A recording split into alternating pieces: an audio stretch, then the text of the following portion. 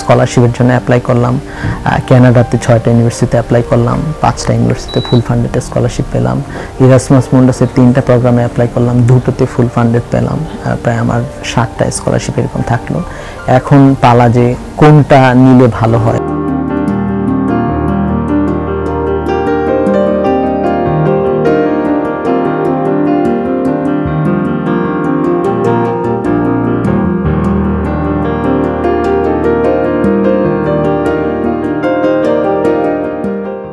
আমন্ত্রণ জানাচ্ছি স্বাধিকারের নিয়মিত আয়োজন জীবন যেমন অনুষ্ঠানে।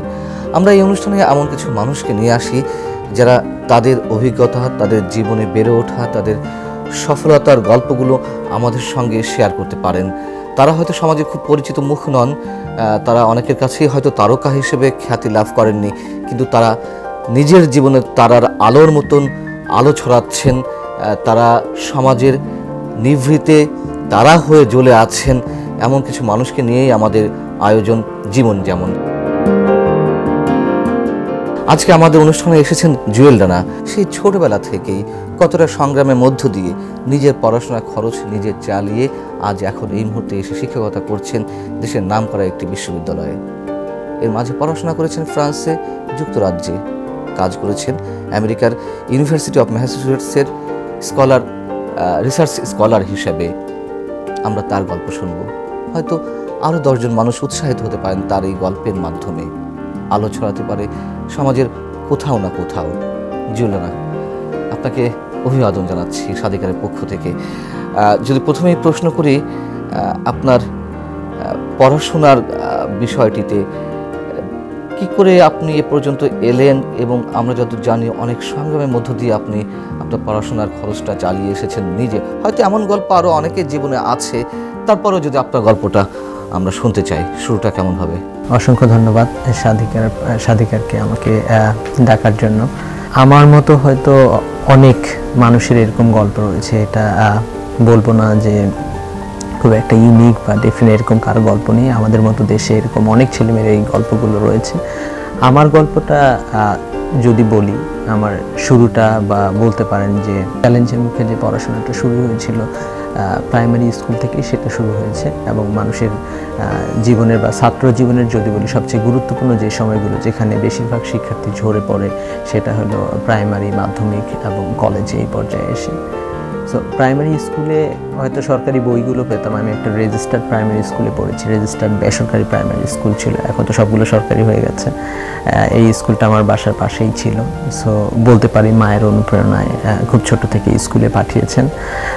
আর আমার বাবা যেহেতু মানুষের বাসায় কাজ করতেন এবং আমাদের ওখানে হাট বার থাকে সপ্তাহে 2 দিন, এই হাট বারে উনি সবজি বিক্রি করতেন বাজারে গিয়ে।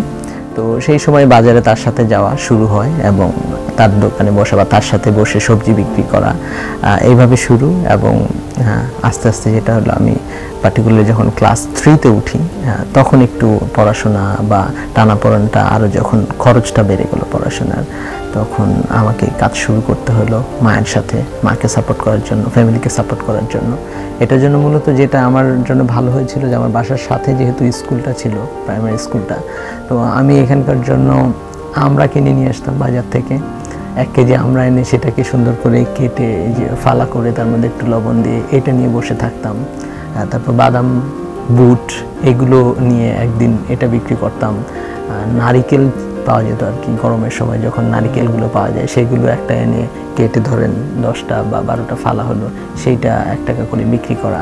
আমাদের সময় ওই সময় লজেন্স ছিল, মানে সালমান শাহর একটা ছবি থাকতো, তার মধ্যে প্রায় 40টার মতো এরকম লজেন্স থাকতো, 7 টাকা 8 টাকা দিয়ে পাওয়া যেত। তো সেটা বিক্রি করা যেত ওই জায়গায়। ইনফ্যাক্ট ওই সালমান শাহ শাবনূরের ছবিটাও দেখা গেলো কেউ কিনে নিত। এইভাবে নিজের খরচগুলো আস্তে আস্তে বাবার পাশে সাপোর্ট দেওয়া, নিজের খাতা কলমগুলো কেনার জন্য, খুব বেশি না, নিজের যতটুকু প্রয়োজন হয় সেই জায়গাটা। আর একটু যারা আমাকে পড়াতেন, যদি পার্টিকুলারলি যেটা হলো যে ইংরেজি আর অঙ্কটা একটু কারো কাছে যদি পড়তাম, সেখানে তাকে কিছু পয়সা দেয়, গ্রামে হয়তো ওইভাবে নিত না, কিন্তু আমারও সাথে সাথে আমি যেটা করতাম, আমি নিজেও ক্লাস 3-তে থাকার সময় সাথে দেখা গেলো 1 and 2 পাশের বাসার যারা আছে আমাদের গ্রামের অন্যরা অনেককেই পড়াতাম। দেখা গেলো দিল 10 টাকা, দিল কেউ 15 টাকা দিল, এভাবে তখন থেকেই আপনি মোটামুটি টিউশনের মধ্যে ঢুকে গেছেন?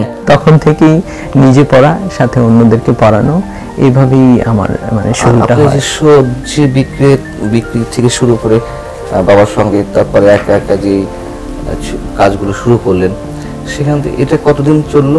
প্রাইমারি অবধি তো এটা এরকম ছিল, মানে বলবো যে খুব অল্প যত প্রয়োজন ছিল সেই অনুযায়ী। আমাদের আরেকটা মানে কথা মনে পড়লো, এটা খুব চাম ঘাস বলে, নাম শুনছেন কিনা, এগুলো হলো এমনি পাওয়া যায় মাঠে টাঠে, সেগুলো একটা বাজারে চাহিদা থাকে সবজি হিসাবে। তারপরে কচুর ফুল, এই জিনিসগুলো আমরা মানে আমি কেটে নিয়ে বাজারে বিক্রি করতাম, এটা হলো আমার এক্সট্রা একটা পয়সা। বাদাম অনেকে বিক্রি করেছেন? তারপরে বাদাম তো বিক্রি করছি স্কুলে। তারপরে যেটা শুরু হলো, আমার যখন ক্লাস 6-এ পড়ি, তখন আমাদের ক্লাস 6-এ আপনার বিজয় দিবসের প্রোগ্রাম, আমাদের এখানে দুর্গাপূজার যে প্রোগ্রাম, এগুলোতে বাদাম বিক্রি করা, তারপরে হলো আপনার বলে আচার বিক্রি করা, জলপাইয়ের আচার বিক্রি করা, এগুলো নিয়মিত থাকতো। এবং সেটা দিয়ে আস্তে আস্তে খরচ বাড়ার সাথে সাথে নিজের খরচ, বাসায় যদি বাবাকে কখনো হেল্প করতে পারি, এইভাবে আমার ক্লাস 10 পর্যন্ত চলে। ক্লাস 10-এ যেটা হলো, ক্লাস 8-এর একটা কথা বলতে পারি। ক্লাস 6-এ যদি বলি আরেকটু, ক্লাস 6-এ আমার এরকম অবস্থা দেখে আমার এক শিক্ষক ছিলেন, ওনার নাম হলো গোলাম মোস্তফা। উনি নিজে আমাকে খাতা কলম কিনে দিতেন, পড়াতেন। এবং আরও একজন স্যার ছিলেন গপেশ স্যার, উনি ইংরেজি পড়াতেন। তো উনি খুব ভালো ইংরেজি পড়াতেন, বলতে পারি যে আমার দেখা সেরা ইংরেজির শিক্ষক। তো উনিও আমাকে ফ্রি পড়িয়েছেন। স্কুল থেকে যে বইগুলো, সেগুলোর সাপোর্ট আমি স্কুল থেকে সবসময় পেয়েছি। পরীক্ষার ফিগুলো হয়তো বা মানে কখনো দিতে পারতাম, কখনো দিতে পারতাম না, এইভাবে স্কুল থেকে সাপোর্টটা পেয়েছি। ক্লাস 8-এর একটা যদি বলি, এরপরে 8-এ আমাদের বৃত্তির একটা সময় আসলো, বৃত্তি পরীক্ষা দেওয়ার। তখন একটা গাইড কিনতে হবে, গাইডটা পাঞ্জেরি গাইড ছিল আমাদের ওই সময় ক্লাস 8-এর বৃত্তি পরীক্ষার জন্য। এই গাইড কিনতে 800 টাকা দাম সেই সময়। তো বাবাকে বললাম, বললো যে ঠিক আছে কিনে দেবো বলে মানে কালক্ষেপণ করছিল, আসলে তার কাছে টাকা নেই। তো আমাদের পাশে একটা পাড়ার নাম আছে তেলিপাড়া বলি আর কি, সেই পাড়ার যেটা হলো সবাই মোটামুটি সুদে টাকা দেয়, মহাজনী সুদে টাকা দেয়। সেখান থেকে এক মহিলার কাছ থেকে আমার বাবা 800 টাকা সুদ নিয়েছিল, এবং এই সুদ নিয়ে আমার ক্লাস 8-এ আমার বৃত্তি বইটা কিনে দিয়েছিল, যেহেতু এটা অনেক বড় একটা পরিমাণ। এই সুদের টাকা আমি যখন ইউনিভার্সিটিতে পড়ি, সেকেন্ড ইয়ারে গিয়ে 3000 টাকার বেশি এই সুদের টাকা আমাকে দিতে হয়েছে ক্লাস 8 থেকে। কয় বছরে গিয়ে? 4-5 বছরে শোধ করতে তো পারেনি, এবং সুদ বাড়তে এমন হয়েছে, এটা কিন্তু একটা মানুষের কাছ থেকে জাস্ট নেওয়া ওইরকম চড়া সুদে আর কি, সেটার 3-4 হাজার টাকার মতো আমার দিতে হয়েছে বিশ্ববিদ্যালয়ে যখন আমি সেকেন্ড ইয়ারে পড়ি বা ফার্স্ট ইয়ার শেষের দিকে। এইভাবে যদি আব্বু যদি কিছু সাপোর্ট দিত, সেটা হয়তো হয় কার কাছ থেকে নিয়ে, ঋণ নিয়ে, অথবা দেখা গেল যে আপনার এই সুদের উপরে নিয়ে। ঋণ আসলে দেখা গেল এমনি কারোর কাছে তো পাওয়া যায় না, গরিব মানুষকে কেউ ঋণ দেয় না। তো ওই পাড়াতে গেলে সব পাওয়া যায়, আপনি সুদে পাবেন, কিন্তু খুব চড়া সুদ। এরকম হয়তো যে শতকরা হাটে আপনাকে 5 টাকা দিতে হবে, এরকমভাবে ওইটা শুরু হলো। ক্লাস 10-এ পরীক্ষা দেওয়ার পরে ফর্ম ফিল আপের টাকা ছিল না, সেটা নিয়ে স্কুল আমার, এটা আমি বলতে চাই না, আমার ফ্যামিলির একটা আমার বড় মামা, উনি হলো যে আমার মনে হয় 600 না কত টাকা লাগবে আমার ফর্ম ফিল আপের জন্য। তো তখন আমার মা একদিন না চেয়ে বলতেছিল, মামা আসছে আমাদের বাসায়, যে দেখো ওর তো তোমার ভাগ্নের তো পরীক্ষা, ফর্ম ফিল আপ করতে হবে, এখন এতগুলো টাকা কিভাবে তোমার দুলাভাই করবে, 600 বা 700 টাকা সেই সময় আমার স্পষ্ট মনে আছে। আমার মামা আমাকে বুঝাচ্ছিল যাওয়ার আগে যে দেখো বাবা, তুমি তো এখন অনেক ছোট। আমি একটু বয়সে অনেক ছোট ছিলাম, পড়াশোনা শুরু করেছি, 14 বছর বয়স তখন, ফর্ম ফিল আপ করবো। তো তখন বললো তুমি তো এখন অনেক ছোট, আরেক বছর পরে দাও, এখন তোমার বাবার একটু পয়সার অভাব। তো সেই কথাটা আমার এখনও মনে আছে, এবং এরপর থেকে আমি বলতে পারি যে আমার ওই মামাকে আমি কথা বলি, সব কিছুই আছে, কিন্তু আমার মনে এই কথাটা আছে যে সে হয়তো ওই টাকাটা ম্যানেজ করে দিতে পারতো ওই সময়, কিন্তু সে কিন্তু এই টাকাটা দেয় নাই। পরে আমার স্কুলের স্যাররা, কিছু এক স্যার আছেন, রাজেন স্যার আছেন, উনি একটু হেল্প করেছে, আমার বাবা হয়তো 500 টাকা দিয়েছে, এইভাবে আমার ফর্ম ফিল আপটা হয়। এবং পরীক্ষা দিই, পরীক্ষা দেওয়ার সাথে সাথে আমার কাছে মনে হলো যেহেতু এই অভাব অনটনে বাসায় থাকাটা খুব কষ্ট, এবং থেকে পড়াশোনা করাটা, কারণ তখন মানসিকভাবে স্থির হওয়া যায় না, এরকম নিজে কাজ করে আবার বাড়িতে যে অভাব অনটন চলতেছে সেগুলোর সমস্যা। তখন আমি চিন্তা করলাম, আম্মুকে বললাম যে দেখো আমি কিন্তু এই পরীক্ষার পরেই চলে যাব, আমার শহরে চলে যাব। তো শহরে আমি যেই লোকের দোকান থেকে এই বই কিনতাম, ওনার লাইব্রেরিটার নাম হলো শরীফ লাইব্রেরি ছিল। তো ওনার সাথে আমি মাঝে মধ্যে আমি 2-1 বার বাসা থেকে রাগ করে চলে গিয়েছিলাম এবং ওনার ওখানে যাইতাম, ওনার দোকানে কাজ করে আবার দেখা গেলো আব্বা একটু নিয়ে আসতো যে ঠিক আছে গেছো, মানে কোনো কিছু হইলো বাসায়। ওনার দোকানে আবার কি কাজ করতেন? লাইব্রেরিতে সেলসম্যান হিসেবে কাজ করতাম, তার দোকান খোলা বন্ধ করা, বই বিক্রি করা এগুলো। তারপরে যেটা হলো আমি প্ল্যান করলাম, মামার সাথে আলোচনা হলো, মামা বলতাম আর কি, ওনাকে সবাই যারা বই কিনতো ওইভাবে আমার সাথে পরিচয় হয়েছিল। বললাম আমার এরকম তো অবস্থা, তো আমি মেট্রিক পরীক্ষা দিয়ে আপনার কাছে একবার চলে আসতে চাই, আপনি কি আমাকে আপনার দোকানে রাখবেন কিনা কাজের ছেলে হিসেবে, এবং আপনি আমাকে জাস্ট ক্লাস করার সুযোগ দিবেন ইন্টারমিডিয়েটে কলেজে, আর আমি হলাম আপনার এখানে কাজ করব, পড়াশোনা করব, আর অন্য কিছু আমি চাই না, আমাকে কোনো বেতন কোনো কিছু দিতে হবে না, আপনার এখানে থাকবো, আপনি খাওয়াবেন আর আমাকে ক্লাসের সময় ক্লাসটা করতে দেবেন। এবং উনি মানে খুব করলেন যে ঠিক আছে অবশ্যই। এসএসসি পরীক্ষা দিয়ে আমি যেটা শুরু করলাম, 3 মাস সময় থাকে, আমি আমাদের এদিকে সৈয়দপুর, যেখানে আমার এখন শ্বশুর বাড়ি আর কি, ওইখান থেকে আপনার মাল বলতে হলো চকলেট, বিস্কিট, বিভিন্ন কিছু এগুলো পাইকারি দরে পাওয়া যায়, সস্তায় অনেক, সেগুলো এনে আমি আমাদের এলাকায় বিভিন্ন দোকানে দিয়ে বেড়াইতাম। একটা কাঠের বক্স ছিল, আমার একটা সাইকেল ছিল মনে আছে, 300 টাকা দিয়ে কেনা হয়েছিল একটা সাইকেল পুরনো, এবং পিছনে একটা কাঠের বক্স নিয়ে 3 মাস এটা করলাম, করে কিছু টাকা জমালাম, জমায় রেজাল্ট হওয়ার সাথে সাথে যখন পাশ করলাম শহরে চলে গেলাম আর কি। শহর বলতে উপজেলা শহর, আমাদের বাসা থেকে প্রায় 12-13 কিলোমিটার দূরে, আমাদের বাসা একেবারেই গ্রামে। সেখান থেকে ওইখানে চলে গেলাম ওই মামার কাছে। ওইখান থেকে আমার কলেজে ভর্তি হয়, এখন বীরগঞ্জ কলেজটা যেটা, ওটা একটু নাম করা। এই যে ছোটবেলা থেকেই আত্মনির্ভরশীল হওয়া বা নিজের পড়াশোনা খরচ নিজে চালিয়ে বিভিন্ন ধরনের কাজ করেছেন, এখানে কি ওই অবস্থাতেই সে কিশোর মন বলি বা শিশু মন বলি কখনো কোনো ধরনের হীনমন্যতা কাজ করেছে বা জড়তা কাজ করেছে এই শ্রমগুলো দিতে গিয়ে? আমার কাছে এটা কখনোই মনে হয়নি। আমার কাছে এইটাই এক ধরনের বলতে পারি যে একটা আত্ম অহংকার ছিল, যে আমি নিজে এটা করছি এবং পরিশ্রম করছি। এবং আরেকটা যেটা হলো যে আব্বুর কাছ থেকে নিতে হচ্ছে না বা কষ্ট হচ্ছে না। একটা ছোটোবেলায় মনে পড়ে যে ক্লাস 8 অথবা 9 হবে, আমার একটা গেঞ্জি কিনতে হবে বা ঈদের সময়। কী করলাম, একজনের সাথে কথা হইলো, বললো যে আমার এই ক্ষেতের ধানগুলো যদি কেটে দাও তাহলে তোমাকে 300 টাকা দেবো। আচ্ছা ঠিক আছে, তাহলে মানে এরকম ছুটার যে কাজগুলো, তখন দেখা গেলো আমার স্কুল নাই বা আমি এটা কেটে দিতে পারি, 2 দিনে তার ধানটা কেটে হয়তো দিয়ে দিতে পারি, দিয়ে দিলাম, আমি 300 টাকা পেলাম, এটা দিয়ে আমার একটা ড্রেস কিনলাম। সো এটা মানে আমার নিজের জন্য আমি এটা নিজে করতে পারলাম, বরঞ্চ এটা আমাকে অনেক সময় বলবো যে শক্তি দিত। আর আরেকটা যেটা হলো, এখানে আরেকটু বলি যে আমি যখন আমাদের ওখানে পরীক্ষার একটা সেন্টার ছিল, ওইখানে যখন বাদাম, ওইখানে আমি একটু প্রশ্ন করি, ওই অবস্থায় কি শুধু আপনি নিজের পড়াশোনার খরচটা নিজেই চালাতেন, নাকি সংসারের কাজে লাগে বা মায়ের হাতেও কিছু টাকা দিতেন অথবা বাবার হাতেও দিতেন, এরকম? এটা হলো নিজেরটার পাশাপাশি পরিবারকেও। আমার আরেকটা মনে পড়ে, আমার বাবাকেও আমি একটা সাইকেল কিনে দিয়েছিলাম যখন ওনার ব্যবসাটা ঠিকভাবে চলছিল না। যে এই যে এসএসসি পরীক্ষার পরে যখন আমি কাজ 3 মাস যেটা করছিলাম, তখন আমার বেশ ভালো মানে মুনাফা হচ্ছিল। সেই টাকা দিয়ে আমি তাকেও একটা সাইকেল কিনে দিলাম, যে তুমিও তোমার ব্যবসাটাকে কিছু পুঁজি দিলাম, যে তুমি একটু এটা করো, তাহলে তুমি এভাবে করলাম, আমি এভাবে করলাম। পড়াশোনার জন্য ইন্সপায়ারেশনটা বলতে পারি যে আরও বেশি একটা তো হলো যে সবচেয়ে হেল্প আমার স্কুলের শিক্ষকদের কাছ থেকে, প্রাইমারি স্কুল বলেন, হাই স্কুল বলেন। এরপরে আরও কিছু মানুষ আছে, যেমন আমি যখন আমাদের ওখানে গোলাপগঞ্জ স্কুল আছে, ওই স্কুলটা কাইন্ড অফ একটু ভালো স্কুল, একটু যারা ওয়েল অফ তারা ওইখানে পড়ে, কারণ ওই স্কুলের বেতন আছে।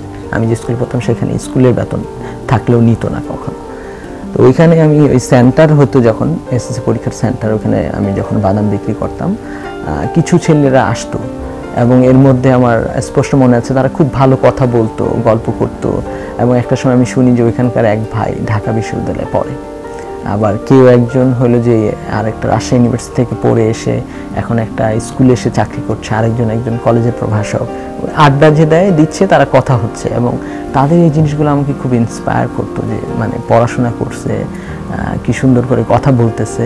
তা আমি বলতে পারি যে এইভাবেই ব্যবসা করেই হোক বা এই কাজগুলো করার কারণে মানুষের সাথে এই কথাটা মানে বলতে পারতাম। আমারও খুব আগ্রহ ছিল, আচ্ছা আপনি কোথায় পড়েন, ধরেন আমার কাছে বাদাম নিতে আসলো, যে হ্যাঁ ভাই নেন, আপনার জন্য এটা আপনি একটু বলেন তো, আমি তো এরকম পড়াশোনা করতেছি। তারা শুনে বলতো তুমি পড়াশোনা করো, তখন তারাও একটা উৎসাহ দিত, হ্যাঁ ভালো করে পড়ো, অনেক কিছু করতে পারবা। তো তো সেই জায়গা থেকেও কিন্তু আমি একটা বিরাট ইন্সপায়ারেশন পাইছি। তো এইভাবে কলেজে চলে গেলাম। কলেজে যখন ভর্তি হব, এখন ভর্তি হওয়ার জন্য এখানে বেশ টাকা লাগে, ওই কলেজটা একটু ভালো কলেজ। ওইখানে কথা প্রসঙ্গে মাঝখানে বলছিলেন আপনার মামার প্রসঙ্গে কলেজে ভর্তি হওয়ার সময় সম্ভবত। হ্যাঁ, ওইটাই বলছি যে এই মামার আবার হলো যে আমার আসলে মামা বলতে আমি যার দোকানে কাজ করি, আমার দোকানের মালিক আর কি। ও আচ্ছা, ওই মামা। এটা হলো ওই মামা। আচ্ছা। আর এর আগে যেটা বলছিলাম ওটা হলো আমার নিজের মামা বড়। তো আমি যেখানে কাজ করি যার আন্ডারে তাকে মামা বলতাম আর কি, শরীফ নাম ছিল না, ওনাকে বললাম। তো আমাদের বললাম যে মামা আমার তো ভর্তি হইতে হবে, তো ভর্তি হইতে এখানে টাকা টুকা লাগে।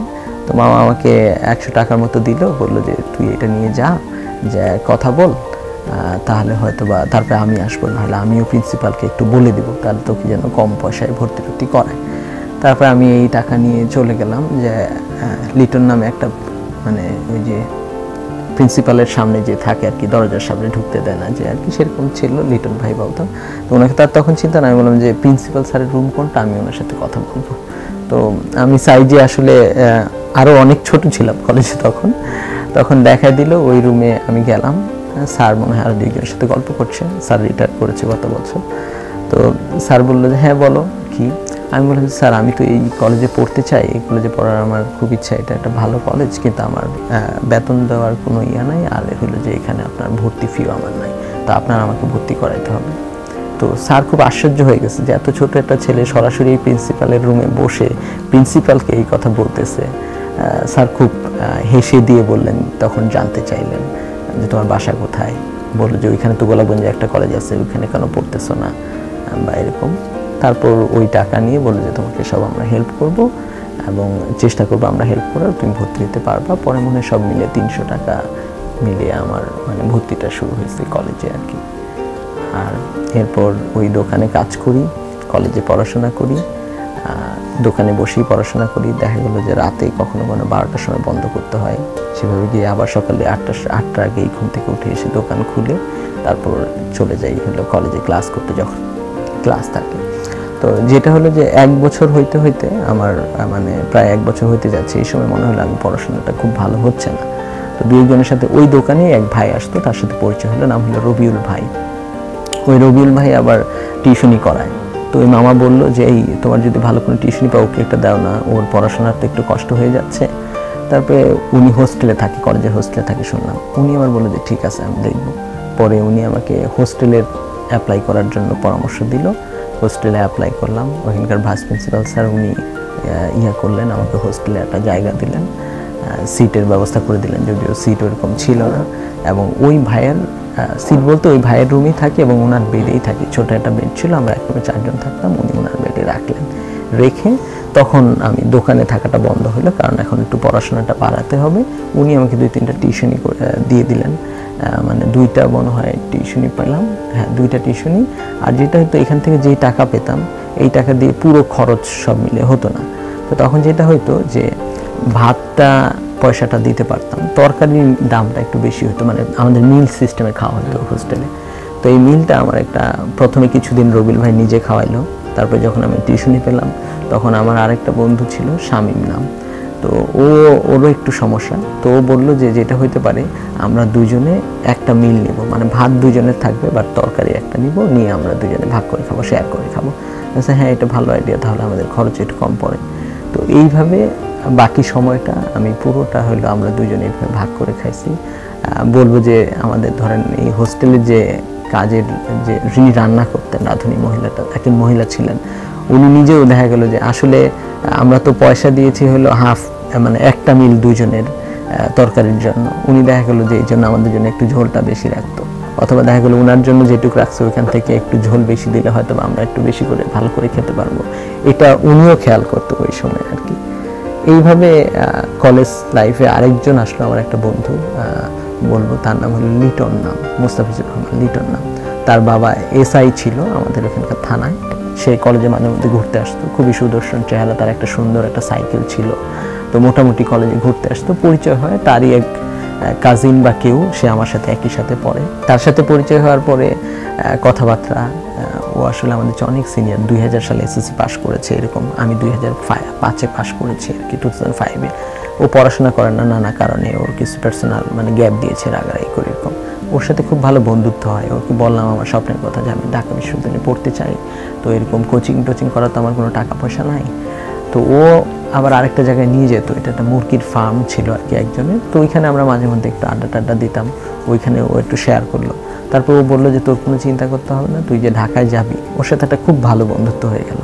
তো বললো তুই যে ঢাকায় যাবি, তোর মানে কোচিং করার জন্য যত টাকা লাগে থাকা খাওয়ার ওইখানে, এই সব টাকা আমি দিব, আমার কাছে কিছু টাকা জমানো আছে আমার, এই টাকা আমি তোকে দিব। জাস্ট এটা একটা ভরসা, মানে এই কথা শোনার পরে আমি খুব এক্সাইটেড যে না তাহলে আমার ঢাকা যাওয়া হবে, ইয়ে হবে। পড়াশোনাটা আরও দু একজন ম্যাডাম আছেন স্যার, বিশেষ করে বলতে রাহেলা ম্যাডাম মানসিকভাবে সবসময় হেল্প করতো। আমার ইন্টারমিডিয়েটের ফর্ম ফিল আপ বা ওই সময় যে টাকা পয়সাগুলো লাগতো, অনেক খরচ ছিল, নাইমা ম্যাডাম নামে একজন ছিলেন, রেজিনা ম্যাডাম ছিলেন, তারা এগুলো অ্যারেঞ্জ করে দিতেন। সবচেয়ে যেটা একটা মানুষ সবসময় যে আমাকে অনুপ্রেরণা দিত কলেজে, উনি ছিলেন ভাইস প্রিন্সিপাল আমাদের সোলাইমান স্যার। স্যার মারা গেছেন 2-3 বছর হলো। স্যার, আমি আর্টসের ছিলাম, সায়েন্সে উনি ছিল ফিজিক্সের টিচার, কিন্তু সবাইকে দেখে ও মাঝে মধ্যে উনি বলতো যে দেখো ও হইলো আমার বেস্ট স্টুডেন্ট। আর যেহেতু হোস্টেলে থাকতাম, উনি নামাজ পড়তে যখন আসতো কলেজের পাশে সাথে ওনার বাসা, আমাকে ডেকে নিয়ে যে চল নামাজ পড়তে যাই, এইভাবে ইয়া করতো, যাওয়া আসা সবসময় ডেকে নিয়ে যাইতো, মানুষকে বলতো যে এ হলো আমার বেস্ট স্টুডেন্ট। অনেকে যদি চিন্তা করতে যায় ও তো আর্টসে পড়ে, আমরা তো সায়েন্সে পড়ি, স্যার আমাদেরকে না বলে ইয়া করে কেন? স্যার এইভাবে সবসময় মানে আমাকে মোটিভেশন দিতে হেল্প করতো, যখন যেখানে কলেজ থেকে কিছু পাওয়া যায় সেই ব্যবস্থাটা করে দিত। এইভাবে কলেজের পাঠটা চুকানোর পরে এখন হলো আমার ধরেন কোচিং করতে হবে পরীক্ষা দেওয়ার শেষেই সাথে সাথে। পরে আমার আব্বুকে বললাম, আমাদের বাসার পাশে একটু মানে বাড়ির সাথে একটু জায়গা ছিল আর কি, মানে বাড়িরই পার্ট। পরে ওইটুক খুবই কম দাম ওই সময়কার জমি, ডাঙ্গা বলে আমাদের এখানে, 11,000 টাকা মনে হয় আমার বাবা ওইটা বিক্রি করলো। বিক্রি করে ওই টাকাটা আমাকে দিল আর বললো যে এটা হলো আমি তোমাকে দিতে পারলাম, আর তো কিছু আমি দিতে পারতেছি। এটা কি উদ্দেশ্যে দিলেন? আমি যে ঢাকায় আসবো কোচিং করার জন্য, আচ্ছা, ইন্টারমিডিয়েট পরীক্ষা সর্বস্ব খুঁয়ে উনি ওই টাকা আপনাকে আপনার হাতে তুলে দিলেন। ওই টাকা আমার হাতে তুলে দিল। তারপর আর আমার বন্ধুটা, ও আমি এর আগে কোনোদিন মানে ঢাকা দেখিনি, যে বন্ধু, ও শাহজাদপুর ট্রাভেলস নামে একটা ট্রাভেলস আমাদের শুরু হয়েছিল। আগে আমরা ওইটা দেখতাম আর বলতাম, আমি চিন্তা করতাম যে একদিন এইটাতে চড়ে আমি ঢাকায় যাব। গাড়িটাও একটু ভালো ছিল, আর ও বলতো যে হ্যাঁ আমরা এটাতে যাব, আমি তোকে নিয়ে যাব, কোনো সমস্যা নেই। ওই আমাকে ঢাকাতে নিয়ে আসে গাবতলীতে। প্রথম রাত মনে হয় আমরা ওইখানে একটা ওই যে 200 টাকা দিয়ে হোটেলগুলো পাওয়া যায় এইগুলোতে থাকতে হইলো, কারণ বাসা তো আমরা ঠিক করিনি, কিছু জানি না। ও নিয়ে আসলো, আমি কিছু চিনি না, বাট ও এর আগে হয়তো ঢাকায় আসছিল, যেহেতু একটা ভালো ফ্যামিলি, ও অনেক কিছু জানে এগুলো। তো একটা ম্যাচ ঠিক করে দিল এখানে, প্রথমে গাবতলীতেই ওইখানে থাকতাম। ওইখান থেকে ফার্ম গেটে কোচিং করতে আসতাম। কোচিংয়ের ওইখানে কথা বলেছিলাম, উনি আমার মানে টাকা নেয় নাই, মানে 7,000 মানে 7,000 না কত ছিল তখন, আমার কাছ থেকে মনে হয় 2-3 হাজার টাকা এরকম নিচ্ছে, আর টাকা নেয় নেয়। এবং উনি বলছে ইউনিটে পড়তাম তখন ওইখানে, ওই ভাইয়াটা উনিও খুব হেল্প করছে। এবং ওইখান থেকে আসতাম, এখানে পড়তাম প্রতি মাসে, যেটা হলো এই 11,000 টাকা তো আসার পরে সেটেলমেন্ট, কোচিংয়ে যতটুকু টাকা দিতে হয়েছে সব মিলে এটা হয়ে গেল। এবং ফার্স্ট ব্যাচটাতে ভর্তি হলাম আমি। আমার সবসময় যে ঢাকায় যেতে হবে, কোচিং করতে হবে, করলে হয়তো আমি ভালো জায়গায় পাবো চান্সটা। এরপরে যেটা হলো টাকা পয়সাটা আমাদের প্রতি মাসে আমাদের বন্ধুটা আমাকে পাঠাইতো, প্রতি মাসে 2-3 হাজার করে টাকা আমার খাওয়ার জন্য, থাকা খাওয়ার জন্য পাঠাইতো। সে কিছুদিন এসে মাঝে মধ্যে থাকতো। এবং ওই সময় তত্ত্বাবধায়ক সরকারের প্রবলেম ছিল, ওই 2007-এ আমাদের পরীক্ষা পিছাইতেই থাকলো আর কি, পরীক্ষা হচ্ছে না, তখন খরচটা বেড়ে যাচ্ছে। ডিসেম্বর পর্যন্ত কোনো মতে ওরও যা ছিল সব কিছু বন্ধু হিসেবেও আমাকে দিয়ে দিল। আর এরপরে যেটা হলো, আরেকটা ভাই যার সাথে আমার পরিচয় ছিল, মিলন ভাই নাম, ইন্সপায়ার করতো খুব। আপনাকে যেটা বললাম যে ওই যে ক্লাস মানে যখন পরীক্ষার সেন্টারে আমি বাদাম বিক্রি করতাম তখন তার সাথে দেখা হয়েছিল, আস্তে আস্তে তার সাথে তখন পরিচিত হয়। উনি মাস্টার্স প্রায় শেষ করছে ঢাকা ইউনিভার্সিটির এই সময়, তো তার সাথে কথা হইতো, উনিও খুব ইন্সপায়ার করতো যে আসো, মানে ইয়া করো। তো ওনাকে বললাম যে ভাই এখন আমি কি করব, পয়সাও তো এখন আর নাই। পরে উনি বললো যে তাইলে আর তো কিছুদিন, অল্প কিছুদিন, তোমার আমার ফেব্রুয়ারি 15 তারিখে পরীক্ষা হওয়ার কথা, তখন হলো ডিসেম্বর। আমার ডিসেম্বর পর্যন্ত আমার বাড়ি ভাড়া বা সব কিছু আমার ছিল। পরে উনি আমাকে ওনার হোস্টেলে চলে গেলাম, বঙ্গবন্ধু হলে, আমাদের ঢাকা ইউনিভার্সিটির হলে। ওনার ওইখানে কিছুদিন রাখলেন, উনি নিজেও মানে দেখা গেলো ব্রেকফাস্ট বা কোনো সময় হেল্প করলেন খাওয়া দাওয়া এগুলো নিয়ে। তারপরে এই তো 15 ফেব্রুয়ারি পরীক্ষা হলো আমাদের, চান্স পেলাম এবং ঢাকা ইউনিভার্সিটিতে চান্স পাওয়া মানে মনে হলো যে এখন আমি আমার ফ্যামিলিরও দায়িত্ব নিতে পারবো। আব্বুকে ফোন করে বললাম যে দেখো তুমি আর মানে এগুলো নিয়ে কোনো কিছু নিয়ে আমার চিন্তা করতে হবে না, যেমনটা আমি আগে প্রমিস করছিলাম যে জাস্ট আমাকে ওয়েট করে আমি ঢাকা ইউনিভার্সিটির মতো জায়গায় যেন চান্সটা পাই, এটা নিশ্চিত করি, এটা নিশ্চিত করলে তোমার আর কষ্ট হবে না। এইটা হলো একটা ধাপ। এরপরে মানে ডিফারেন্টভাবে আবার নতুন আর একটা জীবন শুরু। ঢাকা ইউনিভার্সিটিতে চান্স পাওয়ার মাধ্যমে আসলে বলতে পারি যে জীবনের মোড়টা ঘুরে গেছে এবং বাংলাদেশে যত লিমিটেশনস থাকুক, ক্রিটিসিজম থাকুক, একটা বিশ্ববিদ্যালয় যেখানে এখনও আমাদের মতো খেটে খাওয়া দিনমজুরের ছেলেরা পড়তে পারে বা একটা জায়গা পায়, এখনও এটা নষ্ট হয়ে যায় না সেইভাবে। তো এই ঢাকা ইউনিভার্সিটিটাই হয়তো আমার জীবনের নতুন আর একটা অধ্যায় শুরু করে দিয়েছে। এরপরে ওইখান থেকে পাশ করার পরে তারপর আপনার মাস্টার্সও তো ওইখান থেকে করেছেন, তারপরে আপনার সাকসেসফুল স্টোরিগুলো কেমন? সাকসেসফুলের চেয়ে বলবো যে ঢাকা ইউনিভার্সিটিতে ভর্তি হওয়ার যেটা মনে করছিলাম যে মনে হয় মানে খুব হয়ে গেল, কিন্তু এই জায়গাতেও আরও স্টোরি ডিফারেন্ট অ্যাঙ্গেলে। যেমন হলো যে আমি তো ফ্যামিলির এখন দায়িত্ব, আমার ফ্যামিলিতে প্রতি মাসে একটা পয়সা পাঠাতে হবে। কথা দিলাম যে 5,000 মিনিমাম আমি পাঠাবো। 4টা টিউশনি শুরু করলাম, আমি এখানে পড়াশোনা শুরু করলাম। এর সাথে আরেক ভাই আমাকে একটা পরামর্শ দিল কি যেন, যে একটা ছোট একটা ব্যবসা টাইপের কিছু একটা করা যাবে এক প্রিন্সিপালের সাথে খিল খেতে। তো এটার জন্য টাকা লাগবে কিছু 10,000 টাকা মনে হয়। আমি ওনার কাছে আমার সার্টিফিকেটটা বন্ধক রেখে একটা ডিটে করে আমার এসএসসি এইচএসসি সার্টিফিকেট বন্ধক রেখে ওনার কাছ থেকে 10,000 টাকা নিয়েছিলাম আমার হলের, এফ রহমান হলের। ওই টাকাটা দিয়ে আমি ওই ব্যবসাটাও করলাম কিছুদিন। ব্যবসাটা হলো ওই বাজেটের আগে আর কি কিছু জিনিস কিনে রাখা, তারপরে উনি আমাদের কাছে আরেকটা লোক আমাদের কাছ থেকে কিনে নিত, এর মধ্যেই কিনে নিত।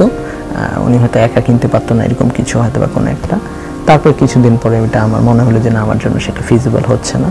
পরে আমি শুধু টিউশনিতেই শুরু করলাম, এই টিউশনি করালাম। এবং আমার ডিপার্টমেন্টের একজন শিক্ষক আছেন জামাল স্যার, ওনার সাথে আমার প্রথম দেখা হয়েছিল। শুনেছিলাম যে স্টুডেন্ট অ্যাডভাইজার যারা থাকে ডিপার্টমেন্টের, তারা স্টুডেন্টদেরকে খুব হেল্প করে এরকম সিচুয়েশনে।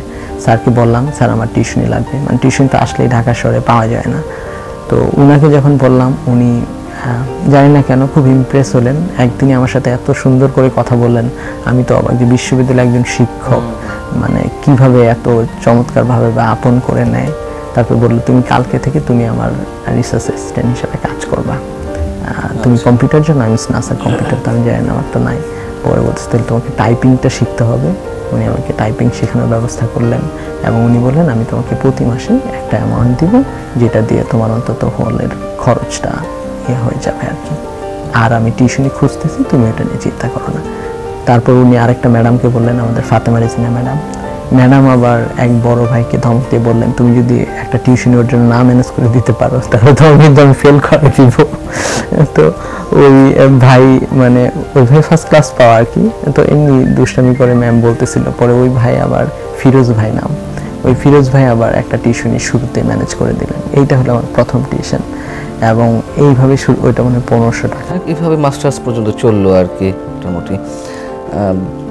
তারপর পাশ করে বেরোনোর পরে এরপরে আপনার তো গল্প যত জানি পুরোপুরি অন্যভাবে তৈরি হওয়া শুরু করলো। হ্যাঁ, এর মধ্যেই ইউনিভার্সিটি লাইফে আরেকজন মানুষকে যেটা পাই, আমরা একটা সার্কেল করতাম 18 সার্কেল, আমাদের একটা পাক্ষিক 18 নামে একটা পত্রিকা বের হতো। এখানে আমার মানে বন্ধু বলবো সিনিয়র, আমাদের প্রতি বুধবার একটা আড্ডা হতো যেখানে আমরা পড়াশোনা এবং সমসাময়িক জিনিস নিয়ে লেখালেখি, গল্প, কবিতা এগুলো নিয়ে বা মানুষের জন্য কাজ করতে চাই এরকম। তো যেই মহামানুষটার সাথে পরিচয় হয় ওনার নাম হলো ইঞ্জিনিয়ার আব্দুল আওয়াল, এই যে স্ট্রাকচারাল ইঞ্জিনিয়ার্স লিমিটেডের মালিক। উনি আমাকে একটা সময় মানে যখন পড়াশোনা আমি ভালো করছিলাম, রেজাল্ট ভালো করছিলাম, তখন মনে হলো টিউশনটা প্রেশার হয়ে যাচ্ছে। আবার আমার প্রবলেমটা হলো নিজের খরচ না, আমার ফ্যামিলি ফুললি আমার উপরে ডিপেন্ডেন্ট। তখন প্রতি মাসে পয়সা পাঠাতে হয়, নিয়মিত ছোটো ভাই আছে আমার দুটো, তাদের পড়াশোনা। তখন স্যারকে বলার পরে ওই যেভাবে পরিচয় হয়, উনি একটা আমাকে বৃত্তি দিলেন 3,000 টাকা করে প্রতি মাসে, যেটা আমি আমার পরিবারকে দিতে পারলাম আর মানে বাড়িতে পাঠাতাম আমি। এবং ওনার মাধ্যমে ধরেন আরও একটা দুনিয়া, যেটার মাধ্যমে আমি অন্যদেরকেও যেমন মানে আরও কারো প্রবলেম থাকলে তাদেরকে নিয়ে আসা, বা হলে আমি যাদেরকে নিয়ে আসতাম গ্রাম থেকে আমার মতো যাদের, তাদেরকে হেল্প করতে পারতাম। এবং উনি এইভাবে আমাদের মতো অনেক ছেলে মেয়েকে বিভিন্ন জায়গায় যখন যেভাবে হেল্প লাগে সেগুলো করার মানে ইয়ে করছেন, ব্যবস্থা করছেন, এখনো করছেন? এখনো করছেন। এখন যে আমার যে মানে আমি আমার বিয়ে করব, বিয়ের সময় আসলে একটা পরিবারের একটা অবস্থা থাকা উচিত, ওইখানে একটা বিশাল একটা অ্যামাউন্ট কিভাবে ইয়া করে যে আমি যে বাইরে যাব, শুরুটা কিভাবে, যাওয়ার আগে একটা তো প্লেন ফেয়ার লাগে। পাস তো করলেন, মাস্টার্স পাস করলেন, করার পরে কি এখানে কোনো চাকরিতে জয়েন করেছিলেন? হ্যাঁ, আমি যেটা করি যে মাস্টার্স পরীক্ষা দেওয়ার সাথে সাথে আমার এক্সিম ব্যাংকে একটা জব হয়। ঢাকা বিশ্ববিদ্যালয় থেকে তো সমাজবিজ্ঞানে অনেক ধরনের কাঠ খড় পুড়িয়ে অনেক ধরনের যুদ্ধের মধ্যে দিয়ে মাস্টার্স পাস করলেন। এর পরের জীবনটা কেমন আপনার? এর পরের জীবনটা এটা আরেকটা জিনিস, আরেকটা স্ট্রাগল বলবো শুরু হলো, যেটা হলো বাবা মাকে হয়তো বা আমি কিছু টাকা দিতে পারছি কিন্তু পুরো খরচটা হয়তো দিতে পারিনি। এখানে কি হয়েছে, তারা সুদ নিয়ে নিয়ে প্রচুর টাকা পয়সা ঋণ হয়ে যায় বাসায়। এখন এটা আবার আমাকে বলে না, আমি যখন অন্যজনের কাছ থেকে শুনি তখন আমার খুব মানে সমস্যা হয়। এখন আমার একটা হলো ইমিডিয়েট আমার চাকরির দরকার হয়, মানে চাকরি লাগবেই। তো পরীক্ষা আমার চলতেছিল, আমার থিসিসের জন্য একটু দেরি হলো, 2013 জানুয়ারি পর্যন্ত আমাকে ওয়েট করতে হলো। আর আমি যেহেতু খুব ভালো রেজাল্ট করছিলাম, বিশ্ববিদ্যালয়ের শিক্ষক হওয়ার একটা ইচ্ছা ছিল, এই জন্য পড়াশোনাটাকে আমার খুব বেশি করে করতে হতো। এই জন্য অন্য জায়গায় এনগেজমেন্ট কমিয়ে যত কাজ করা যায়। তো আমি বলছি পাসটা করি, তারপরে পুরো দায়িত্ব বা যত ঋণ আছে আমি সবগুলো শোধ করব। সব মিলে মনে হয় সুদে আসলে প্রায় 3 লক্ষ টাকার মতো আমার ফ্যামিলির, মানে এতদিনে আমার পড়াশোনা ধরেন 2005 মানে আমি যখন 5 থেকে ধরেন এসএসসি মানে এইচএসসি থেকে মাস্টার্স পর্যন্ত, মাস্টার 2013, এর মধ্যে যত টাকা ঋণ করছে বা সুদের উপরে নিয়েছে মানুষের কাছে সব জমা হলো। এগুলো আমি শুনলাম। এখন ফ্যামিলি তো আরও খরচ বাড়ছে, ছোটো ভাইরা বড় হচ্ছে। তো তখন আমার ইমিডিয়েট চাকরি লাগবে। এক্সিম ব্যাংকে পরীক্ষা দিলাম, ওখানে মনে হয় পরীক্ষা আমি 13 হলাম, ওইখানে জয়েন করলাম। তখন আমার মাস্টার্সের রেজাল্ট হয়নি। এর মধ্যে একটা ইউনিভার্সিটি অ্যাপ্লাই করে রেখেছিলাম, ঢাকা ইন্টারন্যাশনাল ইউনিভার্সিটি। তো ওইখানে আবার এর মধ্যেই এক্সিম ব্যাংকে যখন প্রথম মাস, ওর মধ্যেই ওরা ডাকলো যে আপনার রেজাল্ট তো খুব ভালো, আপনার মাস্টার্সের রেজাল্ট এখনও পাবলিশ হয়নি বাট ফার্স্ট সেমিস্টারে আছে, এইটা দিয়ে আপনাকে ডাকি। রিটেন পরীক্ষা নিল, ভাইবা নিল, ওখানে ফার্স্ট হলাম। ওরা বললো যে আপনি কি ব্যাংকের চাকরি ছেড়ে আসবেন কিনা। আমি বললাম যে নিশ্চয়ই, কারণ আমি পড়াতে চাই, মানে আমি শিক্ষকতা হলে আমার কাছে সবচেয়ে পছন্দের মনে হয়, এই জন্য আমি আসবো। ওইখানে খুব কম টাকায় বেতন, ব্যাংকের চেয়েও কম বেতন, সেখানে চলে আসলাম। এইখানে 1 বছরের কম সময় পড়াতে পড়াতে ইস্ট ওয়েস্ট ইউনিভার্সিটিতে আবার সেখানে মনে হলো যে এখানকার চেয়ে আরেকটু ভালো জায়গা হলে হয়তো আমি ভালো কিছু দিতে পারতাম। ইস্ট ওয়েস্ট ইউনিভার্সিটিতে জয়েন করলাম। মূলত আমি এর মধ্যে 2011-এ অস্ট্রেলিয়ান ন্যাশনাল ইউনিভার্সিটিতে একটা স্কলারশিপ পাই পড়তে যাওয়ার জন্য, কিন্তু ফ্যামিলি এবং আমি এই সময় যদি চলে যাই খুব উলটপালট হয়ে যাবে সব মিলে, তখন আর যেতে পারলাম না। আমার এক স্যার, ওই জামাল স্যারের কথা যেটা বললাম, উনি বললো যে তুমি ঢাকা ইউনিভার্সিটিতে তো জয়েন করতে পারবা, তোমার অনেক ভালো রেজাল্ট, এখানে থেকে জয়েন করে তারপরে না হয় যাও। ঢাকা ইউনিভার্সিটিতে জয়েন করবো, এটার জন্য অপেক্ষা করতে থাকলাম। এখানে রাজনৈতিক অনেক কিছু প্রবলেম, সার্কুলার হয় না। 15 সালে সার্কুলার হলো, তখন আমি ইস্ট ওয়েস্ট ইউনিভার্সিটিতে পড়াই। 15 সালের 15 সেপ্টেম্বর সেখানে মানে ভাইবা হওয়ার কথা। তবে আমার বিভাগের একজন ম্যাডাম আছেন, আমি মানে অনেক থ্যাংক ইউ জানাই ওনাকে। কারণ হলো যে উনি ডিপার্টমেন্টের সবচেয়ে যে হলো আমাকে কখনোই নিতে চায় না, কারণ উনি সবসময় ঢাকা শহর থেকে যারা পড়েছে, বিকার মেসা, কোথা থেকে রেসিডেন্সিয়াল থেকে, নর্থটেম থেকে, এরকম লোকজনদেরকে খুব পছন্দ করতেন এবং তাদেরকে প্রেফার করতো। আমরা যারা গেও তাদের প্রতি তার একটা মানে খুবই একটা নেগলেক্ট ইয়া ছিল। তো সে কোনো কারণে কেন জানি আমাকে একদমই পছন্দ করতো না এবং সে কখনোই আমাকে সেখানে জয়েন করতে দিবে না, এরকম ছিল। যদিও আমার রেজাল্ট ভালো ছিল, অন্যান্যরাও দেখেছে যে আমি অনেক পটেনশিয়াল।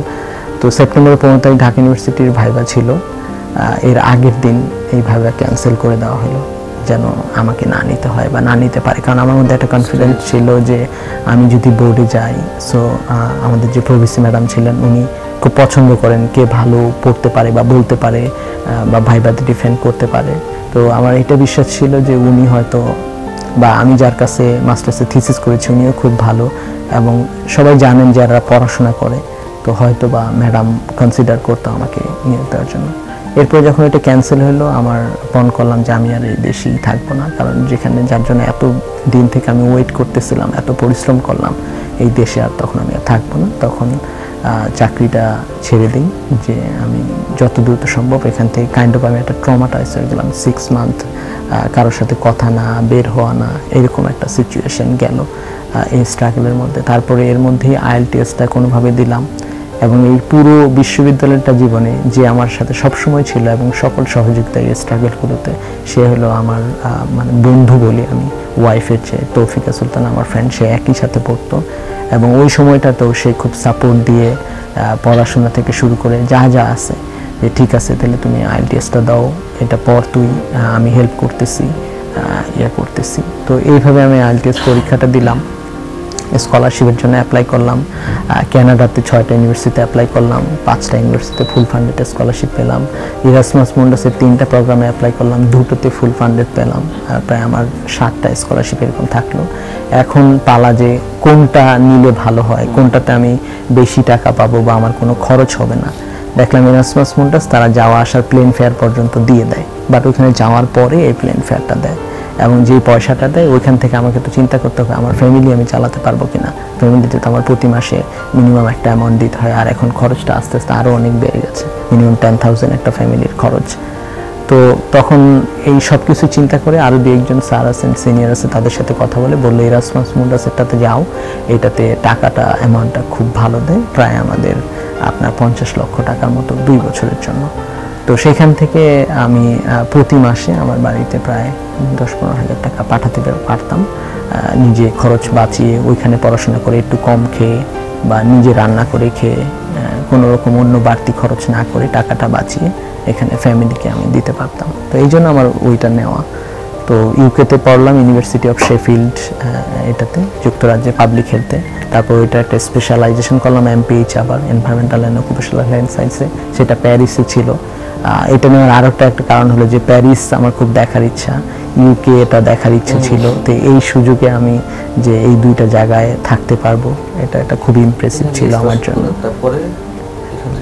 তারপরে ওইখান থেকে হলো যে এখানে আরেকটু বলতে পারি, আমি যে স্কলারশিপ পেলাম ইরাসমাস নেওয়ার পরে, এখানে ইউরোপিয়ান ইউনিয়নের 27টা দেশের অ্যাম্বাসেডররা যখন আমাদেরকে সংবর্ধনা দিল, তখন আমাকে সিলেক্ট করেছিল যে বক্তৃতা দেওয়ার জন্য আর কি। তখন তাদের সাথে ওইখানে আমি কথা বলে এক্সপ্রেস করলাম যে মানে কেন আমি এটা চুজ করতেছিলাম। আমার সংবর্ধনা কি কারণে? এটা হলো যারা এই ইরাসমাস মুন্ডাস স্কলারশিপটা পায় তাদেরকে তারা সংবর্ধনা দেয় এবং ওই দেশে যাওয়ার জন্য করে, থ্যাংক ইউ দেয় আর কি, যে তুমি যে চুজ করছো। তো এইখানে একই সাথে ইউকে অ্যাম্বাসেডর ছিল আর স্প্যানিশ অ্যাম্বাসেডর ছিল। আমি স্পেনেও আমার একটা স্কলারশিপ হয়েছিল, বললাম যে 2টো হয়েছিল একই প্রোগ্রামের, ইউরোপিয়ান ইউনিয়নের তো 2টা ফান্ড। তো স্প্যানিশ অ্যাম্বাসেডরটা আমাকে বলতেছিল যে, কারণ ওখানে লিস্ট ছিল, সে এটা দেখছে, বলতেছে why didn't you choose like Spain, you choose Paris over Spain. এটা নিয়ে খুব মজা করতেছিল যে তুমি আমাকে বাদ দিয়ে তুমি প্যারিস নিয়ে নিলা, ইউকে নিয়ে নিলা। তো এটাও একটা খুব মজার ছিল, এবং এই পছন্দ থেকে আমার যুক্তরাজ্য আর প্যারিস চুজ করা। ওইখান থেকে প্যারিসে যখন পড়াশোনার পাশাপাশি আমাদের ওইখান থেকে ইন্টার্নশিপ ফেয়ার হয়, যেখানে আরও যারা আছে বাইরের, তারা কোনো রিসার্চার লাগলে কাউকে লাগলে অ্যাডভার্টাইজমেন্ট দেয়, এবং এটা আমাদের কোর্সেরও একটা আছে যে আমরা থিওরির কাজ শেষ হলে আমরা অন্য দেশে বা অন্য জায়গায় গিয়ে আমরা কিন্তু এটা করতে পারি। তো তখন যেটা হলো যে ওরকম একটা সার্কুলার আসলো, ইউনিভার্সিটি অফ ম্যাসাচুসেটসের এক প্রফেসর নিতে চায় আমাদের এই প্রোগ্রামটাতে, বাইরের বিভিন্ন দেশের প্রফেসররা এসে পড়াতেন, যেহেতু এটা ইউরোপিয়ান ইউনিয়ন ফান্ড করতো। তো আমেরিকার এক প্রফেসর এসেছিল, ওনার বস, উনি এসে আমাদের একটা ক্লাস নিয়েছিল। তো তারা একটা সার্কুলার দেয়, আমি ওটাতে অ্যাপ্লাই করি, আরও কয়েকজন অ্যাপ্লাই করে, তো ইন্টারভিউ নিয়ে আর আমাকে সিলেক্ট করলো। তারপর আমি আমার কোর্স শেষ করি, ওখান থেকে ইউএসএতে চলে যাই, ইউনিভার্সিটি অফ ম্যাসাচুসেটস অ্যামহার্স্টে। ওখানে ডিপার্টমেন্ট অফ বায়োস্ট্যাটিস্টিক্স অ্যান্ড এপিডেমিওলজিতে আমি রিসার্চ স্কলার হিসাবে জয়েন করি। তারপরে ওটা কতদিন ছিলেন? ওটা ছিলাম 1 বছর। 1 বছর করে তারপর আমার এর মধ্যে আবার গ্রাজুয়েশন হয়ে গেল। তখন প্যারিসে আসতে হলো আমাদের, ডিসেম্বর পর্যন্ত কাজ করলাম। এর মধ্যে আমার কাছে একটু মনে হলো যে আমি এখন বাবা মার বয়সও হয়ে গেছে, একটু দেশে যাওয়া উচিত। ওটা তো কন্ট্রাকচুয়াল ছিল ইউনিভার্সিটি অফ ম্যাসাচুসেটসে, কিন্তু ওটা ছাড়লেন, বা আপনি কি ইচ্ছা করে এটা এক্সটেন্ড করতে পারতেন, বা ইচ্ছা করলে এটা এক্সটেন্ড করতে পারতাম। এবং তার সাথে হলো যে ওই প্রফেসর আমাকে সাথে সাথে পিএইচডির অফার দিয়েছে যে তুমি এখন এখানে ডক্টরেট করতে পারো আমার সাথেই। আমি খুবই ইমপ্রেস তোমার কাজে, এবং সে বলতে পারি যে পর্যন্ত হাইয়েস্ট পেইড এসে কিন্তু আমাকে স্কলারশিপ এখন পর্যন্ত দিয়ে রেখেছে, এবং আমি যে কোনো সময় তার কাছে যেতে পারি। এখনও তার সাথে আমি কাজ করি। এখন কোথায় আছেন এই মুহূর্তে? এই মুহূর্তে আমি এখন নর্থ সাউথ বিশ্ববিদ্যালয়ে জয়েন করেছি জানুয়ারি 2020-তে। এখানে নসরাত ইউনিভার্সিটিতেও তারা আমাকে নিয়ে নিল, যদিও নরমালি তারা মনে হয় সার্কুলার দিয়েছিল পিএইচডি এরকম নিবে। তারপরে আমি তারা যেটা বললো যে আপনার প্রোফাইলটা আমাদের কাছে খুব ভালো লেগেছে, আপনার রিসার্চ, এর মাঝে মাঝে আমি সবসময় রিসার্চটাকে প্রায়োরিটি দিতাম এবং সবসময় সে কোন বিষয়ে পড়াচ্ছেন? আমি জনস্বাস্থ্য বিষয়ে পড়াই। মূলত আমার যেটা কাজ করি আমি হলো আপনার বিভিন্ন এনভায়রনমেন্টাল পলিউটেন্ট বা কেমিক্যালস এগুলো কীভাবে পার্টিকুলারলি বাচ্চাদের মানসিক বিকাশ এবং হলো মাদের রিপ্রোডাক্টিভ হেলথে এই জায়গায় এবং নন কমিউনিকেবল যে ডিজিজগুলো আছে এগুলোতে কীভাবে প্রভাব ফেলে সেটা নিয়ে আমি কাজ করি। এটার নেক্সট টার্গেট কি? নেক্সট টার্গেট আমাদের শিক্ষকতা জীবনে সবচেয়ে বড় যে অর্জনটা করা দরকার সেটা হলো একটা ডক্টরেট ডিগ্রি থাকা উচিত এবং সেটা অলরেডি অফার রয়েছে আপনার জন্য নাকি? রয়েছে। কোথা থেকে, মানে কোন কোন জায়গা থেকে অফার রয়েছে? এখন আমার কাছে কয়েকটা অফার রয়েছে। একটা হলো ইউনিভার্সিটি অফ ম্যাসাচুসেটস অ্যামারেস্টে, তারপর আপনার বোস্টন ইউনিভার্সিটিতে একটা অফার রয়েছে, ড্রেক্সেল ইউনিভার্সিটিতে একটা আছে, ইউনিভার্সিটি অফ ক্যালিফোর্নিয়ার লস অ্যাঞ্জেলসে একটা অফার আছে, আর ক্যানাডার ম্যাকগিল ইউনিভার্সিটিতে আছে। সবগুলোতেই যাবেন কোথায়, কি ঠিক করেছেন? এখন আমরা মোটামুটি আমার ওয়াইফও উনি কানাডায় পড়াশোনা করেছেন, তো আমরা প্ল্যান করেছি যে আমি ম্যাকগিল ইউনিভার্সিটিতেই যাব। ম্যাকগিলের তাদের আমার যে রিসার্চ সেটাও একটু খুব ইমপ্রেসিভ, এই জন্য সব মিলিয়ে ম্যাকগিলকে আমরা প্রেফার করছি এবং ম্যাকগিলে যাব, আমি সেটা সিদ্ধান্ত নিয়েছি আর কি। জুয়েল, আমি জানি যে আপনার এই কঠিন বাস্তবতার সম্মুখীন হয়েও আপনি সমাজের জন্য অনেক কাজ করার চেষ্টা করেছেন, মানুষের জন্য কিছু করার চেষ্টা করেছেন, সেই ধরনের দু একটি কথা যদি বলেন। আসলে আমার তো ওইরকম কোনো অ্যাবিলিটি নেই বা সেরকম আর্থিক স্বাবলম্বী অবস্থাও ছিল না মানুষের জন্য কাজ করার, তবে হ্যাঁ মানুষের জন্য সবসময় কাজ করার আমি চেষ্টা করেছি। আমি যখন পার্টিকুলারলি যখন ঢাকা ইউনিভার্সিটিতে প্রথম চান্স পাই 2007 সেশনে, তখন আমার মনে হয়েছে যে আমার মতো যারা আমাদের এলাকায়, পার্টিকুলারলি তখন এলাকাকে ফোকাস করে যারা এরকম পরিস্থিতিতে আছে, তাদের আসার পরটাও যেন এরকম হয় যেভাবে আমার বন্ধু লিটন আমাকে হেল্প করেছে, আরও অনেকে যারা যেভাবে আমাকে হেল্প করেছে, রবিউল ভাই যেভাবে আমাকে হেল্প করেছে, আমি যেন শুরু থেকে তাদেরকে এই হেল্পটা করতে পারি এবং সেই থেকে আমাদের সেই কলেজে বিভিন্ন সেশন অর্গানাইজ করে মোটিভেট করা যারা আসতে চায় না বা কারো যদি কোনো আর্থিক প্রবলেম থাকে তাকে কিভাবে ব্যবস্থা করা যায়, তার আর্থিক অবস্থার যে ঢাকায় আসবে কোচিং করবে এটা থাকা খাওয়ার ব্যবস্থা করা, পয়সাটা কারো কাছ থেকে ম্যানেজ করা। এই যে বললাম আব্দুল আওয়াল স্যারের কথা, যিনি ACL এর MD, ওনার কাছে বললেই আমি গিয়ে যদি বলি যে স্যার এরকম একটা আছে, একজনের খুব দরকার, উনি সঙ্গে সঙ্গে বলবে যে ঠিক আছে তুমি যদি মনে করো দেখো সত্যি সত্যি যদি এরকম লাগে তাহলে যা লাগবে আমি হেল্প করব। তো উনি হেল্প করতেন। আমাদের এলাকার আরও দু একজন আছে অথবা কোনো বড় ভাই আছে, যেখানে যাকে পাই নিজে যতটা পারি তার চেয়ে বেশিটা হলে যে অন্যদের কাছ থেকে নিয়ে যাদের স্বাবলম্বী আছে এইভাবে হেল্প করার চেষ্টা করেছি এবং অনেকেই বিশ্ববিদ্যালয়ে সত্যি সত্যি তাদেরও স্বপ্ন পূরণ হয়েছে, বিশ্ববিদ্যালয়ে চান্স পেয়েছে, অনেকে আজকাল ভালো কাজ করছে এবং এটা আমি আমার বিশ্ববিদ্যালয়ে চান্স পাওয়ার পর থেকেই শুরু করেছি, এখন পর্যন্ত অল্প অল্প করে আছে এবং চলছে। এবং আপনি যেটা বললেন যে ঋণের কথা, আপনার যে জীবনের ঘাত প্রতিঘাতমূলক অনেক ধরনের গল্প শুনলাম এবং সফলতার গল্প তো অবশ্যই রয়েছে, সব কিছু মিলিয়ে সব কিছুর মধ্য দিয়ে আপনি কাদের প্রতি কৃতজ্ঞতা প্রকাশ করবেন, কাদের কাছে আপনি ঋণী নিজেকে বলে মনে করেন? এটার জন্য হলো লিস্টটা অনেক লম্বা। বাবা মা তো আছেই এবং পার্টিকুলারলি আমার মা ছাড়া হয়তো কোনো কিছুই সম্ভব হতো না।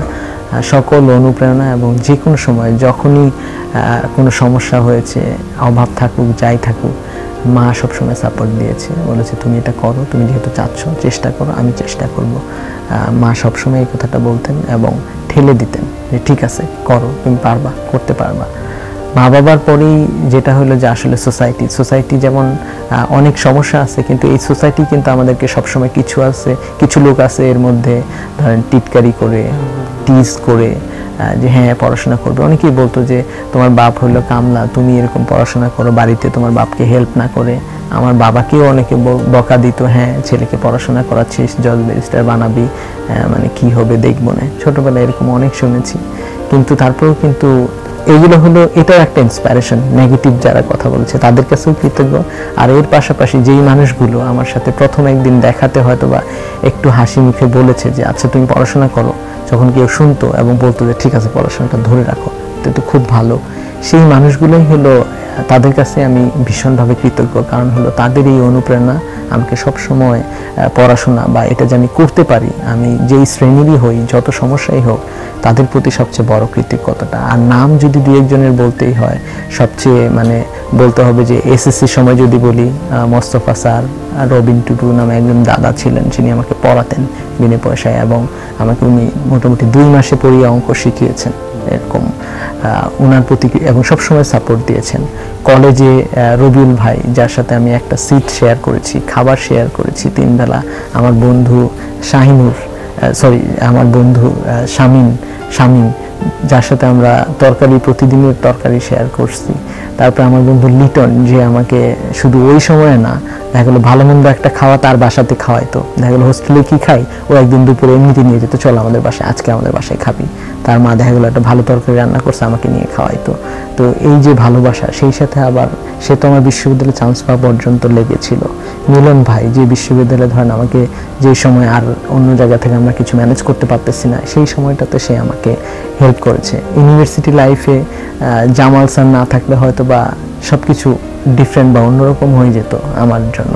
তারপরে এরপরে এসে পাই আওয়াল স্যারকে, আমার বন্ধু তৌফিকা সুলতানা, যে আমার বর্তমান স্ত্রী, তাকে, যে সব সময় এইভাবে ছিল। তো এই মানুষগুলো না হলে। শরীফ মামার কথা বলতে ভুলে গেছেন। শরীফ মামার কথা ভুলে গেছি, কলেজে যার দোকানে আমি কাজ করছি, এবং শুধু উনি আমাকে তো একজন কর্মচারী হিসাবে মনে রাখেন নাই বা ইয়ে করেন, ওনার ইচ্ছাটাই ছিল এই ছেলেটাকে কিভাবে হেল্প করা যায়। এই যে মানুষগুলো যারা আপনার এ পর্যন্ত আসার যে পথ, সেই পথে মোটামুটি কিছুটা হলেও মসৃণ করার চেষ্টা করেছেন, এই মানুষগুলোর সাথে যখন দেখা হয় তখন আবেগটা কেমন লাগে আপনার? এখন আবেগটা এরকম হয় যে আসলে আমার তো নিজের মানুষ বা নিজের ফ্যামিলি বলতে এই মানুষগুলোই ছিল ফ্যামিলি। যা কিছু আছে বা যা কিছু ছিল, তাদের সাথে দেখা হওয়া, এরকম কিছু মনে হয় না যে উনি কে বা কি। মনে হয় যে আমি এখন পর্যন্ত অনেকের সাথেই খুব ভালো যোগাযোগ আছে। দেখা গেলো কদিন আগে আওয়াল স্যারের সাথে দেখা করে আসলাম, কথা বলে আসলাম। উনি এখনো সবসময় কোথায় যাচ্ছি, কি পড়তেছি, জামাল স্যারও সবসময় উনি হেল্প করেন এবং কথা বলেন। দেখা হইলে এই মানুষগুলো হলো যে আসলে বলতে গেলে যে এরা আমার পার্ট লাইফের, এবং এইটাই হলো আমার পরিবার, অন্য কিছু না। তো এই জন্য আবেগ না, বলতে পারি যে একটা শ্রদ্ধা এবং আমৃত্যু এই মানুষগুলোর জন্য আমার শুধু দোয়াই না, আমি তাদের কাছে কৃতজ্ঞ থাকি। এবং সোসাইটি বলেন, পুরোপুরিভাবে এই সমাজ এর যারা হেল্প করছে বা এইভাবে যারা অনুপ্রেরণা দিছে, তাদের এই জিনিসগুলোকে মাথায় রেখে আমি সব সময় মনে রাখি যে এখন আমার কাজ হলো যেভাবে পারি কাজ করা। যেমন আমি আমার রিসার্চ থেকে আমি জনস্বাস্থ্য নিয়ে এখন কাজ করি, বিকজ আমি দেখেছি আমার পরিবার এই জনস্বাস্থ্যের বা স্বাস্থ্য সমস্যার জন্যই যতটা না আর্থিকভাবে দুরবস্থা ছিল, তার চেয়ে বেশি ক্ষতিগ্রস্ত এই স্বাস্থ্যের জন্য। তো এই থেকে আমার জনস্বাস্থ্য নিয়ে কাজ করার ইচ্ছা, যে আমি জনস্বাস্থ্য নিয়ে কাজ করলে হয়তো বা এই জায়গায় কাজ করতে পারবো। আমার ধ্যান জ্ঞান এবং সারাটা সময় আমি এই জায়গায় কাজ করছি, মানুষের জন্য কিভাবে কাজ করা যায়, মানুষের স্বাস্থ্যের উন্নয়নের জন্য আমি কোন ধরনের গবেষণাটা করতে পারি, কোন জায়গায় কাজ করলে সেটা ভালো হইতে পারে। এইটা যেমন আমি আমার ফিল্ড থেকে আমি কন্ট্রিবিউট করার চেষ্টা করতেছি, এবং আমি একটু চেষ্টা করব এর পাশাপাশি সোসাইটির যেখানে যার জন্য যখন যেভাবে যতটুকু আমার অবস্থান থেকে সম্ভব হয় সেটা আমি এখনো করার চেষ্টা করি এবং আজীবন করব। এবং এটা মনে হয় আমাদের সবারই দায়িত্ব, কারণ আমরা ঢাকা বিশ্ববিদ্যালয়ে পড়েছি, এখানে একটা টাকাও লাগে না, আমাদের কোনো বেতন দিতে হয় না, বছরে হয়তো বা কত টাকায় আর আমরা বেতন দিছি। তো এইগুলো তো খেটে খাওয়া মানুষের টাকা। তো এই মানুষগুলো সবার কাছে কিন্তু আমি ঋণী। শুধু যে কয়েকজনের নাম বললাম তা না, এরকম নাম না জানা আরও অনেক মানুষ আছে যারা হলো আমাকে প্রতিনিয়ত অনুপ্রেরণা দিয়েছে, সাহায্য করেছে, সহযোগিতা করেছে এবং শক্তি দিয়েছে, এবং যাদের জন্য এটা সম্ভব হয়েছে। আপনার কাছে আমি সব শেষে জানতে চাই, আপনার যে গল্পটা আমরা এতক্ষণ শুনলাম, এর মধ্যে তো আমরা তো মোরাল অফ স্টোরিটা বের করতেই পারি। আপনার কাছে যদি জিজ্ঞাসা করা হয় যে আপনার জীবনের যে গল্প, সেই গল্প থেকে আপনি কোনটাকে তুলে নিয়ে আসবেন এবং আমাদের উদ্দেশ্যে বা সব উদ্দেশ্যে কী বলবেন, মোরাল অফ দ্য স্টোরিটা যদি জিজ্ঞেস করা হয় আপনার কাছে? মোরাল অফ দ্য স্টোরি হলো আমার কাছে যে সৎ হইতে হবে। অনেক সময় অনেকেই আপনাকে ভুল বুঝতে পারে নানা কারণে, ওটার জন্য সময় লাগবে ভুলটা বুঝতে, বাট আপনি যদি নিজে সৎ থাকেন তাহলে আপনাকে কেউ একদিন না একদিন সেই ভুলটা ভেঙে যাবে। এবং সততা অ্যান্ড পরিশ্রম, এই দুইটার যদি কম্বিনেশন থাকে, জীবনে যত বাধায় আসুক কোনো কিছুই আমাদেরকে আসলে আটকাতে পারবে না। এবং এই অনেস্টিটা খুবই জরুরি, এবং সেই সাথে পরিশ্রম করাটা খুবই জরুরি। আমরা সবাই সমান। আমার চেয়ে অনেক ভালো ছেলে মেয়ে আছে যারা পড়ে আছে এখনও, হয়তো বা ছোট কাজ করছে, কোনো ভালোভাবে পড়াশোনাটা শেষ করতে পারে নাই, একটাই তার কোনো সাহস নেই। এই সাহসটা খুবই জরুরি এবং আমাদের সাহসী হতে হবে। এবং আমি মনে করি এই দিক থেকে আমি খুব সাহসী একটা মানুষ। এবং সে যদি সাহস করে এগোতো, আমার অনেক বন্ধু অনেক ভালো, তাদের অবস্থা খারাপ ছিল, আমার চেয়ে অনেক বেশি মেধাবী ছিল, কিন্তু শুধু সাহস করে দেখা গেল কোনো দিন চিন্তা করে নাই যে আমি ঢাকা শহরে যাব, গেলে কি পারবো। এই সাহসটা খুবই জরুরি। এই সাহসটা নিয়ে যদি আমরা পরিশ্রম করতে পারি, নিশ্চয়ই খুব সাকসেস হতে হবে না, কিন্তু আমরা যেটা চাই সেটা আমরা করতে পারবো।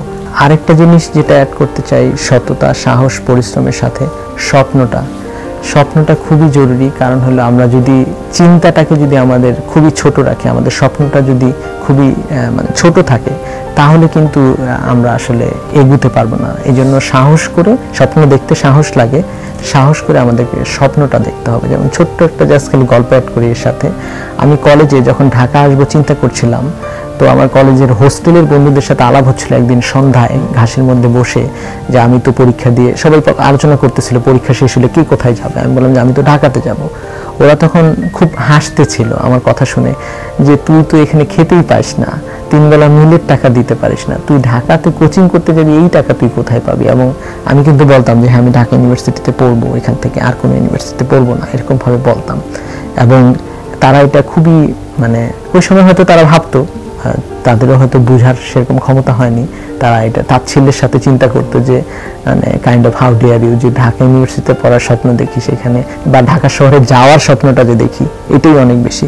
কিন্তু আমার ওই বন্ধুদের অনেকেই কিন্তু ঢাকাতে ভয়ে আসে নাই, তাদের হয়তো পয়সার অভাব ছিল না, কিন্তু দেখা গেলো যে হ্যাঁ পারবে না বা এরকম কিছু। কিন্তু আমি কিন্তু এই পরিস্থিতিতে এইভাবে সাহস করে ঢাকায় এসেছি, ঢাকা ইউনিভার্সিটিতে যে পড়তে চাই এই স্বপ্নটা দেখেছি এবং এটার জন্য পরিশ্রম করেছি, এবং বলতে পারি চান্স পেয়েছি। এবং মাঝে মধ্যে আমার সেই বন্ধুগুলো এখন যখন আমার সাথে দেখা হয়, অনেকে লজ্জায় হয়, কথা বলে না, না হলে অনেকে বলে যে জুয়েল তুই এটা করে দেখাইছিস বা করছিস, আসলেই আমাদেরও হয়তো বা এইভাবে সাহস করা উচিত ছিল। তো এই জন্য বললাম যে সাহস করে স্বপ্নটাও দেখতে হবে এবং সেটা অনেক বড় হতে হবে। যেমন আমি আজকে বিশ্বের একটা বড় একটা না শুধু বড় নাম করা বিশ্ববিদ্যালয়গুলো থেকে ফুল ফান্ডেড স্কলারশিপ, পিএইচডির অফার পাচ্ছি, তারা আমাকে নিতে চাচ্ছে। এই স্বপ্নটা আমাকে দেখতে হয়েছে যে আমি ওই জায়গায় যেতে চাই। তো এই সাহস করে এই স্বপ্ন দেখাটা খুবই জরুরি। জুয়েল, অনেক ধন্যবাদ আপনাকে। অনুষ্ঠানের শুরুতে আপনাকে অভিবাদন জানিয়েছিলাম, যেহেতু আপনার গল্পের কিছুটা জানা ছিল, আর এখন এই মুহূর্তে পুরোটা জানার পর অবশ্যই হাজার অভিবাদন আপনাকে।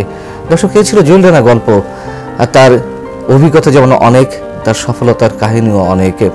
তিনি যে বিষয়টি তুলে এনেছেন তার নিজের জীবনের গল্প থেকে মোরাল অফ দ্য স্টোরি হিসেবে সততা, শ্রম, সাহস এবং লক্ষ্যের বিকল্প নেই। অবশ্যই মনীষরাও নিশ্চয়ই কথাগুলো বলে গেছেন। জীবন যেমন এই মঞ্চে আমরা আপনাদের যে কাউকেই আমন্ত্রণ জানাতে চাই, শুনতে চাই আপনার কথা, আপনার জীবনের কথা, আপনার কষ্টের কথা, আপনার সফলতার কথা।